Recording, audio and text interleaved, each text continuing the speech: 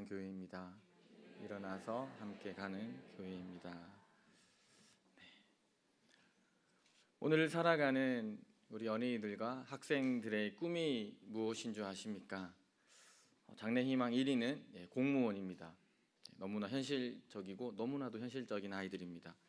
장래희망에 있어서 많은 아이들이 9급 공무원, 명확하게 또는 7급 공무원이 꿈이라고 적는다고 합니다. 저는 어릴 때 누구나 한 번쯤 꾸어봤을 꿈을 꿨습니다. 제 꿈은 축구 선수였습니다. 네, 왜 다들 좋아하지만 잘은 못합니다. 네. 아마 어른들 중에 혹시 꿈이 과학자, 정치가, 우리 분야를 보면 혹시 권산 집사님들은 시인, 여성 문학가 이런 꿈을 꾸신 적이 있을 듯한 분들이 꽤나 있는데, 우리는 보통 그런 꿈을 꾸면서 조금 현실과는 좀 동떨어졌지만 그래도 그런 꿈을 가지고 살았던 것 같습니다. 그런데 오늘날 많은 사람들의 꿈은 1위가 공무원이요, 2위가 임대업이라고 합니다. 저는 임대업이라고 하는 이 어려운 글자를 어떻게 아이들이 알고 있는지는 모르겠지만 꿈이 임대업이라고 합니다. 오늘 수많은 젊은이들이, 청년들이 어디로 달려가고 있습니까? 공무원 학원으로 달려가고 있습니다. 열정과 패기로 어떤 것이든지 도전해야 할 시기에 현실에 안주하며 현실 안정된 직장을 찾기 위해서 공무원 학원으로, 고시원으로 달려간다라고 합니다. 지난해 9급 공무원의 경쟁률은 300대 1이었습니다. 9만 명의 청년들이 이 시험에 응시하였습니다. 모두가 열심히 노력하지만 그러나 소수의 사람들을 제외하고는 대부분은 실패할 수밖에 없는 우리 사회 구조 속에서 오늘도 많은 청년들, 젊은이들은 자신들의 미래가 우울하다라고 생각합니다. 비단 청년들의 상황만, 여건이 우울한 것은 아닙니다. 많은 이 땅을 살아가는 사람들의 현실 속은 굉장히 우울하고 침울하기 짝이 없습니다. 이러한 현실 속에서 많은 사람들이 선택을 합니다. 극단적인 선택을 하고 있습니다. 어느 날 저녁 집에서 한 신문을 읽으면서 저는 깜짝 놀랐습니다. 10대부터 30대까지 사망 1위가 자살로 나왔습니다. 어쩌면 우리는 그럴 수 있다라고 생각할 수도 있습니다. 그런데 저는 그것보다 조금 더 충격이었던 것은 40대부터 70대까지 사망 1위는 암이었습니다. 그런데 그 암이 1위고 2위가 바로 자살이었습니다. 나이가 어린 사람이나 또는 성인이나 어른이나 상관없이 오늘날 많은 사람들이 극단적인 선택을 하고 있다라고 하는 것입니다. 왜 이렇게 많은 사람들이 극단적인 선택을 하면서 살아가고 있습니까? 어쩌면 주어진 상황, 나에게 주어진 현실만을 바라보기 때문일 것입니다. 직장이나 돈, 명예 외에도 우리에게 주어진 인생에서 우리가 누릴 수 있는 것들이 얼마나 많이 있습니까? 직장, 돈, 명예 아니어도 하나님께서 우리에게 주신 인생에 있어서 우리가 누려야 할 것은 굉장히 많이 있습니다. 그럼에도 불구하고 인생을 포기하는 것은 그 인생의 진정한 가치와 인생의 진지한 계획이 없기 때문입니다. 오늘 우리의 인생은 어떻습니까? 오늘 우리의 인생은 상황이 이끄는 대로, 현실이 이끄는 대로 무작정 달려가고 계십니까? 아니면 우리 인생의 진정한 가치와 우리 인생의 진지한 계획을 고민하시면서 어떻게 하면 우리를 구속하시고 우리에게 새로운 생명을 주신 그 하나님의 나라에서 그 하나님의 계획을 따라 살기 위해서, 또한 그분을 기쁘시게 하기 위해서 최선의 삶을 살기를 고민하고 계십니까? 오늘 본문은 여러 가지 문제로 고민 가운데 있던, 큰 어려움 가운데 있던 골로새 교회를 향한 사도 바울의 기도문입니다. 9절에 이렇게 기록하고 있습니다. 우리도 듣던 날부터 너희를 위하여 기도하기를 그치지 아니하고 구하노니. 바울은 매일 골로새 교회와 성도들을 위해서 기도했습니다. 사도 바울은 그만큼 성도들의 삶에 관심이 많았습니다. 어쩌면 세상의 한가운데서 살아가는 골로새 교회와 성도들, 이방인들 사이에 던져져 있는 이들의 모습을 보면서 처절하게 신앙생활하고 그들의 인생을 살아가는 그들의 삶을 보면서 사도 바울은 굉장히 안쓰러움을 느꼈을 것입니다. 그러나 오늘 기도문에서 사도 바울은 단순히 골로새 교회와 성도들의 그 안쓰러운 면을 그것만을 보지 않고 있습니다. 그럼에도 불구하고 그 안쓰러움에도 불구하고 하나님 보시기에 합당하게 살아야 하는 그 삶을 살기를 또한 기도하고 있는 것입니다. 바울이 날마다 기도한 제목과 내용은 다양합니다. 그러나 그 가운데 기도의 핵심 내용이 있습니다. 바로 10절의 말씀입니다. 주께 합당하게 행하여 범사에 기쁘시게 하고 라고 기록되어 있습니다. 여기에 기록되어 있는 합당하게라고 하는 말은 가치에 걸맞는 삶, 그것을 뜻하고 있습니다. 즉 주님의 기대와 주님의 가치에 걸맞는 삶, 이것이 주님이 기뻐하시는 삶이요 우리가 추구해야 할 최선의 삶이라고 하는 것입니다. 그래서 우리는 주님이 기뻐하시는 것이 무엇인지를 알아야 합니다. 즉 주님의 기준, 주님이 우리에게 인생을 주셨는데 이 인생의 가치의 기준이 무엇인지를 알고 그 인생을 설계하고 또한 그렇게 살기를 노력해야 한다라고 하는 것입니다. 그럴 때 우리의 삶은 건강한 삶이 될 것입니다. 그래야지 우리의 삶은 하나님 안에서 견실한 삶을 살 수 있는 것입니까? 그러나 오늘 우리의 삶은 어떻습니까? 주님의 기준에 합당하게 걸맞게 살아가고 계십니까? 아니면 세상의 기준을 따라서 오늘 우리의 인생을 설계하고 그 설계한 인생을 따라 세상을 따라 살아가고 계십니까? 지난 추석 때 오랜만에 사촌 동생들과 조카들을 만났습니다. 사촌 동생들인데 이제 뭐 중학생, 초등학생도 있고요. 저랑 나이 차이가 꽤 많이 나는 거의 이제 삼촌뻘인데 저보고 맨날 형 이렇게 부르는 초딩들이 있습니다. 거의 자기 아빠 나이인데 저를 형이라고 부르는 아이들이 있습니다. 그 아이들과 또 조카들 이렇게 중학생, 뭐 고등학생, 대학생 이렇게 애들이 있습니다. 오랜만에 만나서 이런저런 이야기를 하면서 아이들의 꿈에 대해서 제가 한번 물어보았습니다. 꿈이 있니? 라고 물어보니까 저는 꿈은 없고요. 그냥 대기업에 들어가는 게 꿈이에요. 돈 많이 버는 게 꿈이에요. 이렇게 이야기하는 것이었습니다. 그저 좋은 기업, 뭐 좋은 학교 나와서 돈 많이 버는 곳, 그곳을 가는 것이 오늘 저희 사촌들과 동생들의 꿈이었습니다. 또 얼마나 외모에 신경을 쓰는지 명절이 올 때마다 어딘가 조금씩 변합니다. 추석 지난 설날 때 봤던 아이의 모습이 이번 추석 때 본 아이의 모습과 다릅니다. 조금씩 뭔가 조금씩 변하는 모습을 보게 됩니다. 제가 그래도 목사이고 큰형이고 저 집에서 장손입니다. 그래서 이 아이들에게 뭔가 이야기를 해주고 싶은 마음이 여기까지 올라왔지만 참았습니다. 옛날 사람 소리 들을까봐, 꼰대란 말을 들을까봐 그래, 아유 그렇구나, 그래 신앙생활 잘하자 이렇게 대화를 마무리했습니다. 오늘 세상의 성공의 기준은 소유의 문제에 있습니다. 얼마나 많은 것을 가졌느냐, 그것을 얻기 위해서 사람들은 양심도 팔고 우정도 팔고 사랑도 팔고 있습니다. 또한 외모입니다. 내면의 아름다움보다는 외적인 모습에 굉장히 많은 시간과 노력을 들이고 더 아름답게, 더 화려하게, 더 고급스럽게 자신을 만들어 갑니다. 또한 지위와 명성입니다. 어떻게 사는 것이 중요한 것이 아니라 무엇이 되는가가 훨씬 더 중요한 세상을 우리는 살아가고 있습니다. 저는 이것이 우리의 삶 속에서 전혀 불필요하다라고 생각하지는 않습니다.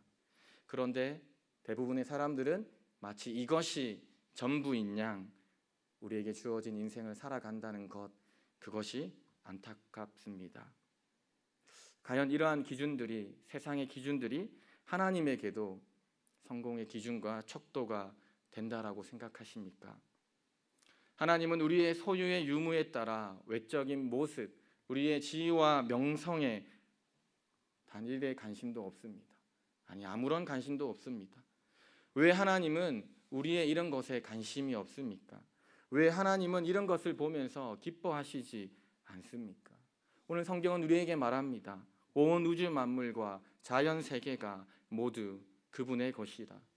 하나님의 것이기 때문에 하나님은 이런 것에 대하여 관심이 없습니다. 그리고 그런 것을 많이 가졌다라고, 그리고 그런 것을 다른 사람들보다 우월하게 훨씬 더 많이 가졌기 때문에 그를 사랑한다고 성경은 우리에게 말하지 않습니다. 오히려 하나님은 사람의 내면의 아름다움, 내면의 진실함, 그것에 더 많은 관심을 가지고 있습니다. 경건함, 거룩함으로 우리의 삶을 최선을 다해서 살아가는 그 삶을 보시면서 하나님은 기뻐하시는 것입니다. 그러므로 우리는 세상의 기준이 아닌 하나님의 기준에 합당한 삶을 살아야 합니다. 우리의 삶을 설계해야 하는 것입니다. 겉모습이 화려하고 멋져 보여도 하나님의 기준과 하나님의 가치에 맞지 않게 설계되었다라고 한다면 실패한 것입니다. 헐고 다시 지어야 하는 것입니다. 이것은 우리의 인생, 우리의 신앙도 마찬가지입니다. 우리 인생 설계의 기준은 하나님입니다. 우리 신앙의 설계의 기준은 하나님 한 분이십니다. 하나님이 우리 삶의 시작이십니다. 동시에 하나님이 우리의 삶을 최후에 평가하는 평가자이십니다. 아무리 멋지고 화려하게 보이는 인생, 신앙이라 할지라도 하나님의 기준과 그분의 가치에서 벗어났다라고 하면 우리는 가감히 그것을 허물고 다시 지어야 하는 것입니다. 오늘 우리의 인생은, 우리의 신앙은 과연 어떻습니까? 하나님의 기준에 의해서 설계되었고 그렇게 우리는 최선을 다해서 우리의 삶을 살아가고 계십니까? 최선의 삶을 꿈꾸는 성도가 되시기를 축복합니다. 그렇다면 우리는 최선의 삶, 그것을 어떻게 하면 가능합니까? 어떻게 하면 그것을 살아갈 수 있습니까? 먼저는 올바른 분별력이 필요합니다. 9절 말씀을 보면 바울이 골로새 성도들을 위해서 드렸던 첫 번째 기도, 그것은 너희로 하여금 모든 신령한 지혜와 총명에 하나님의 뜻을 아는 것으로 채우게 하시고입니다. 하나님이 기뻐하시는 삶, 최선의 삶을 살기 위해서는 1차적으로 하나님의 뜻, 그것을 분별할 수 있어야 하는 것입니다. 오늘 그 하나님의 뜻을 분별하는, 그 하나님의 가치를 분별하는 그 분별력은 어디서 나옵니까? 바로 신령한 지혜와 총명이라고 사도 바울은 말하고 있습니다. 여기서 말하는 신령한 지혜는 말씀이고 총명함은 깨달음입니다. 그러나 단순한 깨우침, 깨달음이 아니라 성령에 의한 분별력이 우리에게 있어야 하는 것입니다. 성령님의 조명 아래 우리는 하나님의 뜻을 분별하기 위해 말씀을 묵상해야 하는 것입니다. 가끔 열심히만 하면 되는 줄 알고 맹목적으로 살아가는 사람들이 있습니다. 그러나 그것은 굉장히 위험합니다. 하나님의 뜻을 확인한 이후에 그 뜻을 향해 그 하나님의 마음, 하나님의 심정을 가지고 우리는 열심히 뛰어야 하는 것입니다. 예수님 당시에 바리새인들은 예수님으로부터 굉장히 많은 비판, 책망을 받았던 무리들입니다. 예수님께서 바리새인들을 책망하셨던 이유가 무엇입니까? 바리새인들에게 열심이 없어서, 바리새인들에게 헌신이 없어서, 헌신이 부족해서 예수님이 그들을 그렇게 책망하셨습니까? 아닙니다. 그들은 누구보다도 열심히 있었습니다. 그들은 누구보다도 헌신하였습니다. 단지 그들의 기준과 그들의 가치에 의해서 그저 자신의 열심을 내었기 때문에 예수님으로부터 큰 책망을 받았던 사람입니다. 하나님의 뜻, 하나님의 마음, 하나님의 심정을 알지 못한 채 그저 종교적 열심만을 가지고 살아갈 때 우리는 바리새인들과 비슷한 삶, 바리새인들과 똑같은 삶을 살 수밖에 없을 것입니다. 지혜로운 사람은 하나님 뜻 앞에서 자신의 인생을 다시 조명해 보는 사람입니다. 그 뜻 속에서 자신을 향한 하나님의 가치, 그리고 하나님의 기준을 따라서 다시 자신의 인생을 그려야 하는 것입니다. 오늘 살아가는 성도들의 삶은 어디에 세워져 있습니까? 세상의 헛된 기준 위에 우리의 인생, 우리의 신앙의 기준을 세우지 마시기 바랍니다. 신령한 지혜 그리고 청명함으로 하나님의 가치와 기준에 합당한 삶, 그리고 하나님이 기뻐하시는 삶을 최선을 다해서 살아내는 우리 성도들의 삶이 되시기를 축복합니다. 두 번째는 올바른 능력이 필요합니다. 주님께 합당한 삶, 그 최선의 삶을 살려면 우리의 힘만으로는 부족합니다. 세상적인 권세, 능력, 우리의 힘과 능력, 경험, 지혜로는 결코 최선의 삶을 살 수가 없습니다. 주님이 기뻐하시는 최선의 삶은 위로부터 임하는 하나님의 능력이 있어야 하는 것입니다. 바울은 11절에서 그래서 이렇게 강구하고 있습니다. 그의 영광의 힘을 따라 모든 능력으로 능하게 하실 것, 그것을 골로새 교회와 성도들에게 당부하고 있고 기도하고 있는 것입니다. 오늘 영광의 힘이란 바로 하나님의 신령한 능력, 그것을 뜻합니다. 이것이 있을 때 우리는 기쁨으로 모든 것을 견디고 오래 참고 그렇게 최선의 삶을 살 수 있다라고 말하는 것입니다. 그러나 이것은 우리의 내면에서, 우리 안에서 결코 일어나지 않는다라고 하는 것입니다. 성령의 능력은 하늘로부터, 위로부터 우리에게 임해야 되는 것입니다. 이 능력이 임할 때 우리는 최선의 삶을 살아갈 수 있는 것입니다. 로마서와 갈라디아서에서 사도 바울은 예수님을 믿고 영접한 사람들 안에는 두 마음이 계속 싸우고 있다라고 말합니다.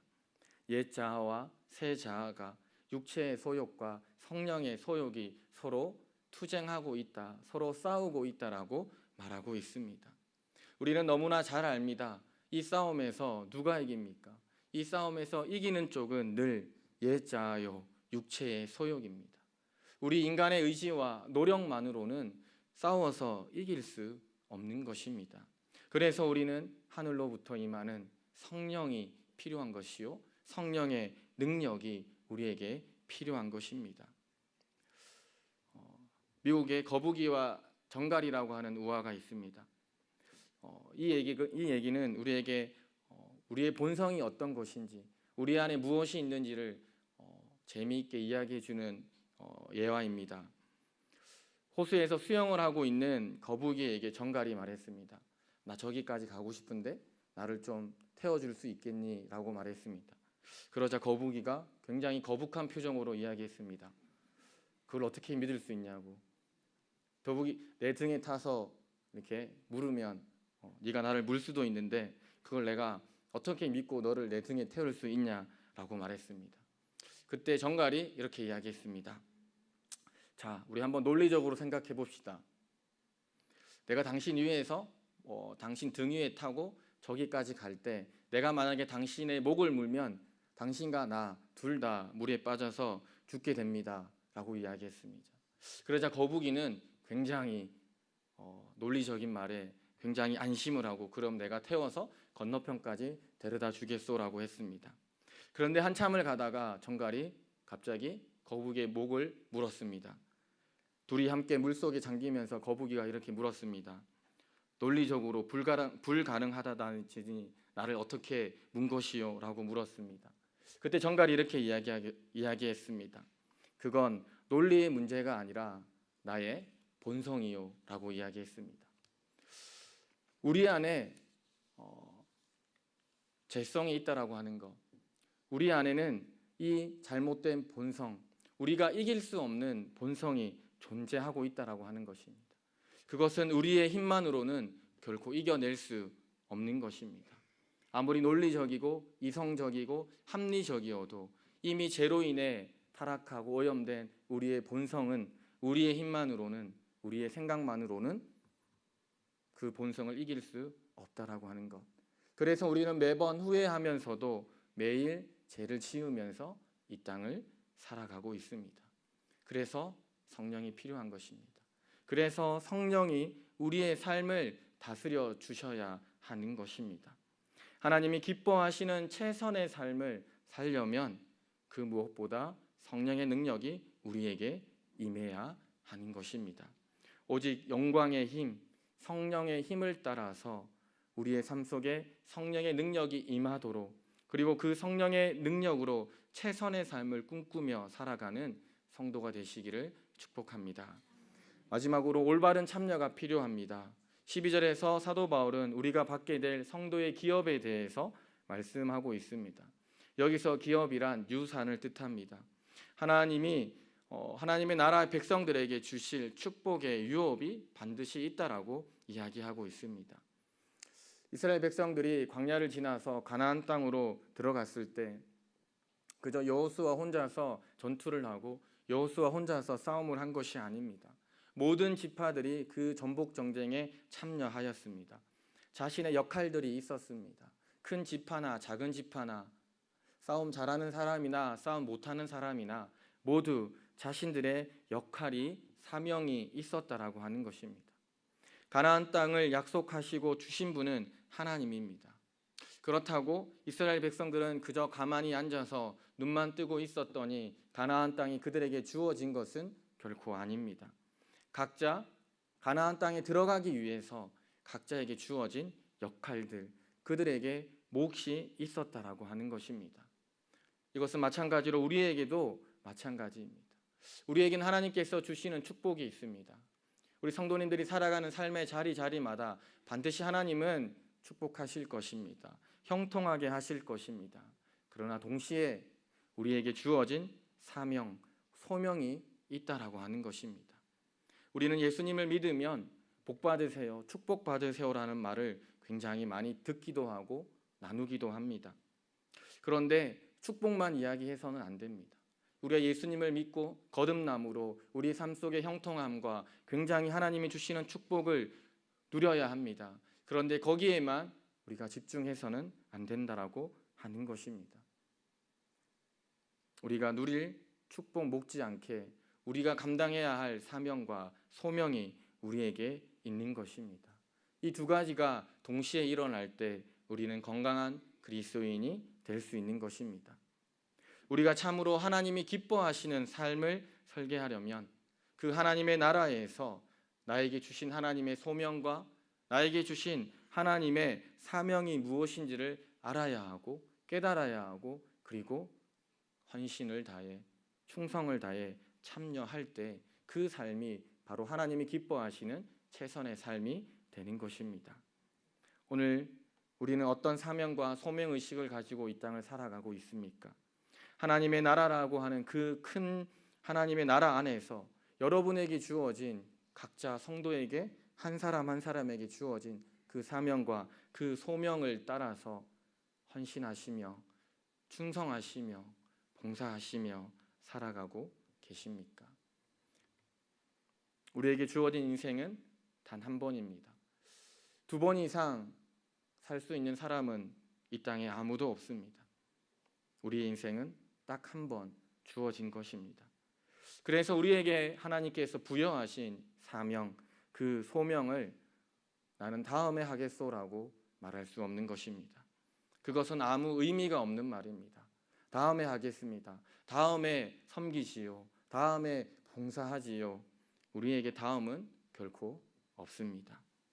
하나님 나라의 사명은, 소명은 지금 비록 힘들고 어렵지만, 지금 내 여건과 환경은 어렵지만 그럼에도 불구하고 지금 참여하는 것입니다. 오직 예수 그리스도의 사랑에 감격하여 우리는 기꺼이 우리에게 주어진 사명과 소명을 따라 헌신하며 우리의 삶을 살아가야 하는 것입니다. 이후 초청주일이 얼마 남지 않았습니다. 저도 기도하면서 준비하고 있고 또 저도 이름을 적어서 냈습니다. 다 적으셨죠? 네, 태신자 카드 다 아직 안 적으셨으면 꼭 빨리 적어서 내시기 바랍니다. 많은 분들이 기도하고 있습니다. 이후 초청주일이 얼마 남지 않았습니다. 우리는 작년에도 했고 올해도 했고 당연히 내년에도 하겠지라는 생각을 가질 수 있습니다. 그런데 내년은 없습니다.